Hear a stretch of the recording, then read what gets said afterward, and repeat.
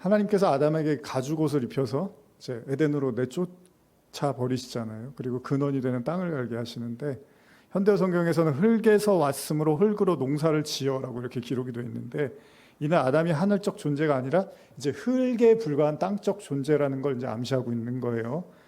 아담은 더 이상 에덴이라는 하나님의 임재 장소에 이제 머무를 수 없는 상태에 이르게 됩니다.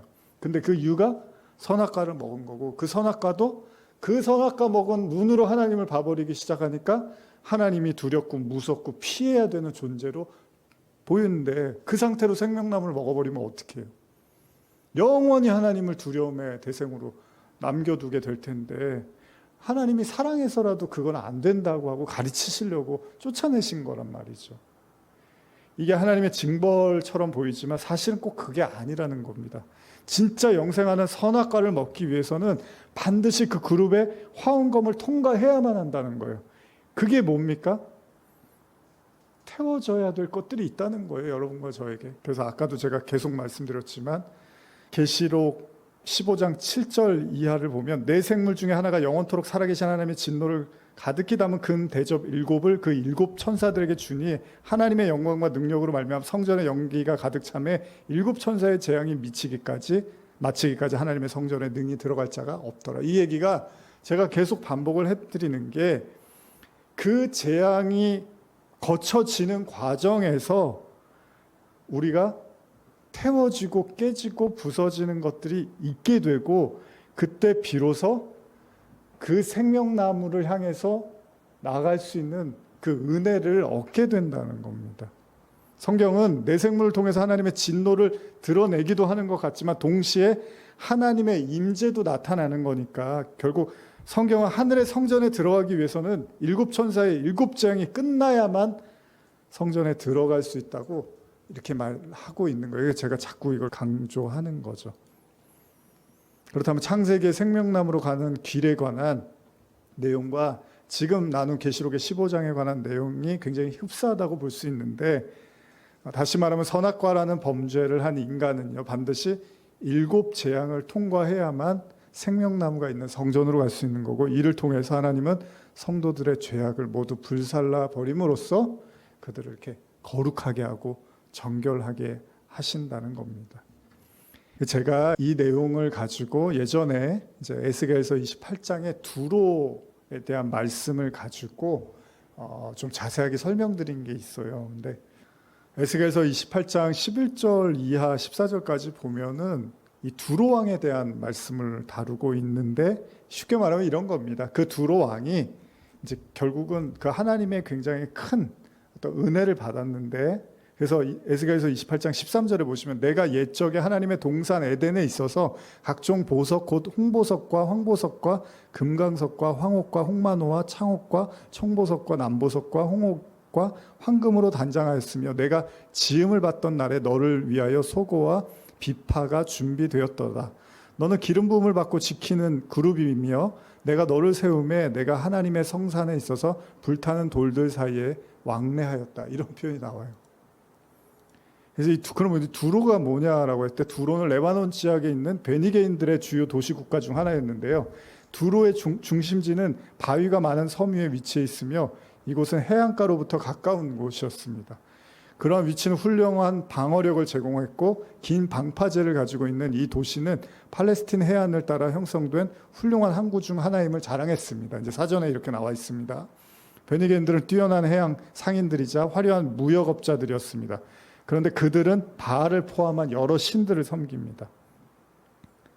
근데 이게 문제가 뭐냐 하면, 결국은 그런 부를 가지고서 이제 매우 훌륭하고 값진 상품들을 취급하는 위대한 해양 상인들로서의 그들의 교만으로 인해서 선지자들은 두로의 멸망에 대한 여러 예언과 애가를 기록했고, 그들은 자신들의 뛰어난 지혜를 통해서 막대한 부를 축적하게 됩니다. 그래서 아까 창세기의 내용하고 비슷한 말씀이 있는데, 아까 제가 읽은 에스겔 28장 14절에 보시면, 너는 기름 부음을 받고 지키는 그룹이며, 내가 너를 세움에 내가 하나님의 성산에 있어서 불타는 돌들 사이에 왕래했다라는 말이 있어요.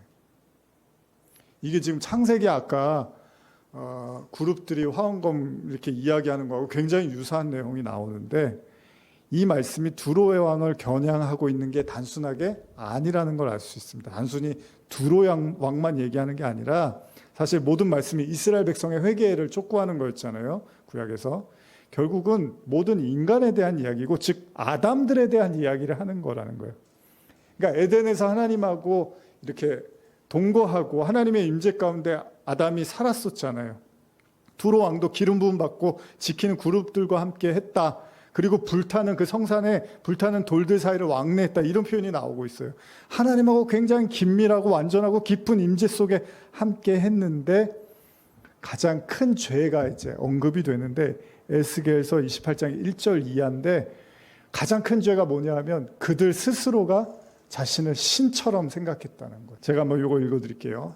잘 들어보세요. 여호와의 말씀이 내게 임해 말씀하셨다. 사람아 두로의 지도자들에게 말하여라. 주 여호와께서 이렇게 말씀하셨다. 내 마음이 교만해 내가 말하기를 나는 신이다. 내가 신의 자리에 앉았다. 바다 한가운데 앉았다. 그러나 너는 사람이지 신은 아니다. 너는 내 마음을 신의 마음과 같이 여긴다. 너는 다니엘보다 지혜롭다. 어떤 비밀도 내게 감춰줄 수 없다. 내 지혜와 통찰력으로 너는 스스로 부를 얻었고 내 창고에 금과 은을 모아두었다. 너는 무역하는 재주가 뛰어나서 부를 늘렸고 내 부로 인해서 내 마음은 교만해졌다. 그러므로 나 주 여호와가 말한다. 너는 내 마음을 신의 마음같이 여겼으니 내가 이방 사람들을 가장 포악한 민족을 내게 데려올 것이다. 내 지혜의 아름다움에 그들의 칼을 뽑아들고 그들은 내 찬란함을 더럽힐 것이다. 그들이 너를 웅덩이로 던질 것이니 그러면 너는 바다 한가운데서 학살당한 자의 죽음같이 죽을 것이다. 너를 학살하는 사람이 사람 앞에서 나는 신이다라고 말하겠느냐? 너를 학살하는 사람의 손에서 너는 신이 아니라 다만 사람일 뿐이다. 너는 이방 사람들의 손에서 할례받지 않은 사람의 죽음같이 죽을 것이다. 내가 말했기 때문이다. 주 여호와의 말이다. 그래서 이제 이런 말씀들이 계속 28장에 나타나고 있어요. 그래서 이제 심판을 받게 된다. 제가 지금 짧게 넘어가고 있습니다. 다 이렇게 말씀드리기에 너무 양이 많아서 한번 잘 그냥 귀담아서 들으셨으면 좋겠어요. 그래서 에스겔 28장 15절 이하를 보시면 내 창조된 그날부터 내 길이 완전했는데 결국 내게서 죄악이 발견됐다. 내 무역이 왕성해지면서 내 가운데 폭력이 가득 찼고 너는 죄를 짓게 됐다. 그래서 하나님의 산으로부터 나는 너를 더러운 것으로 여겼다. 수호 그루바 불타는 돌들 가운데서 나는 너를 멸망시켜 버렸다. 내 아름다움으로 인해서 내 마음은 교만해졌고 내 영광으로 인해 너는 내 지혜를 더럽혔다. 그래서 내가 너를 땅에 내던지고 왕들 앞에서 구경거리가 되게 했다. 내 많은 죄와 부정직한 거래로 너는 내 성소들을 더럽혔다. 그래서 내가 너 가운데서 불이 나오게 해 그것이 너를 삼키고 너를 보는 모든 사람들 앞에서 내가 너를 땅 위에 재로 만들었다. 민족들 가운데 너는 이 모든 사람들은 너를 보고 놀란다. 너는 참혹하게 될 것이니 너는 영원히 다시 존재하지 못할 것이라. 하나님은 결국 그 그룹들과 불타는 돌들 통해서 두로 왕을 심판하신다고 기록되어 있습니다. 근데 내용을 현대로 한 번 더 제가 28장 16절 읽어드리면 무역이 번창하자 너는 오히려 삐뚤어져서 백성을 탄압하고 무고한 사람을 죽이기까지 하여 죄를 쌓아갔다. 그래서 내가 너를 그 거룩한 신들의 산에서 쫓아냈다. 너를 보호하던 그룹 천사가 불붙는 돌들 사이에서 너를 멸망으로 몰아넣었다. 여러분 이 의미는요. 선악과로 이제 인해서 다시는 갈 수 없는 상태가 돼버렸음을 암시하고 있고요. 그래서 우리가 다 뭐죠? 신처럼 되고 싶어 하는 거죠. 여러분 아무리 순진해 보이는 사람도 사실 이제 계시록 말씀 나누면서 그런 거예요.